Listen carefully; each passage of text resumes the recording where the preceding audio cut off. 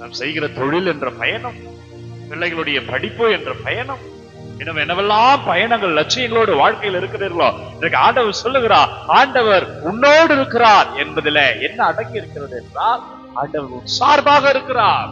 இதுவெல்லாம் ஆண்டவருக்கு ஏற்றுக்கொள்ளும்படியாக நாம் செய்கிறோமோ அதிலெல்லாம் அவர் இருக்கிறார் என்பதை நாம் உணரணும். ஆண்டவர் ஒரு சார்பா இருக்கிறார். உணரு.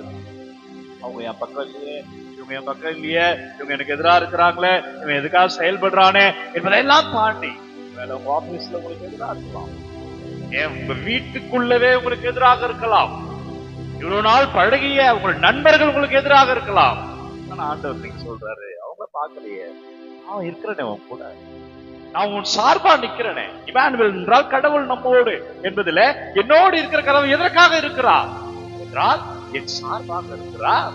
அவர் என்னை அனுப்பி இருக்கிறார், என்னை முன்கூறித்து இருக்கிறார். எனவே நான் செய்கிற எல்லா நல்லவற்றிலுமே அவர் என்னோடு இருப்பார், உன்னோடு அவர் இருப்பார். ஏன் பயப்படுகிறார்?